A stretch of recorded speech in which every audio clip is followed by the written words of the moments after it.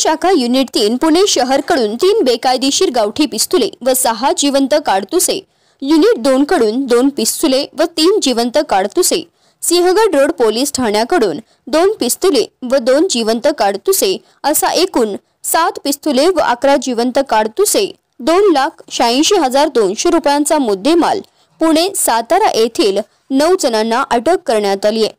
दिनांक 11 जानेवारी 2025 रोजी गुन्हे शाखा युनिट 3 कडील रंगराव पवार, वरिष्ठ पोलीस निरीक्षक ज्ञानेश्वर ढवळे, सहाय्यक पोलीस निरीक्षक, पोलीस उपनिरीक्षक राजेंद्र पाटोळे आदी अलंकार पोलीस ठाणे हद्दीत गस्त करीत असताना पोलीस अंमलदार ज्ञानेश्वर चित्ते यांना बातमी मिळाली की रेकॉर्डवरील आरोपी नामे आकाश बिडकर वय वर्ष 24 हा गावठी पिस्तूल घेऊन फिरत आहे।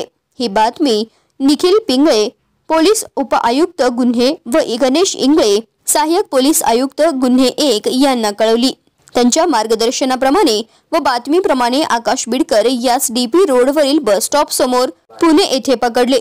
त्यावेळी त्याच्याकडून एक बेकायदेशीर गावठी पिस्तल व 1 जिवंत काडतुसे जप्त करण्यात आले। सुभाष मरगळे यांच्या माहितीवरून रेकॉर्डवरील आरोपी नामे सागर ढेबे यास ताब्यात घेतलं आणि त्यावेळी त्याच्याकडे 1 गावठी पिस्तल व 3 जिवंत काडतुसे जप्त करण्यात आली। आकाश बिडकर, सागर ढेबे, तुषार माने, बाळू ढेबे, तेजस खापटे अशा आरोपींना अटक करण्यात आली आहे। दरम्यान सदरची कामगिरी अमितेश कुमार, पोलीस आयुक्त, रंजन कुमार शर्मा, पोलीस सह आयुक्त, शैलेश बलकवडे, अप्पर पोलीस आयुक्त यांच्या मार्गदर्शनाखाली गुन्हे शाखा युनिट 2 चे प्रभारी अधिकारी वरिष्ठ पोलीस निरीक्षक प्रताप मानकर व त्यांच्याकडील police staff, Sinhagad road police ठाण्याचे वरिष्ठ पोलीस निरीक्षक दिलीप दायगडे व यांच्याकडील पोलीस स्टाफ, गुन्हे शाखा युनिट 3 चे प्रभारी अधिकारी वरिष्ठ पोलीस निरीक्षक रंगराव पवार, सहाय्यक पोलीस निरीक्षक ज्ञानेश्वर ढवळे, पोलीस उपनिरीक्षक राजेंद्र पाटोळे,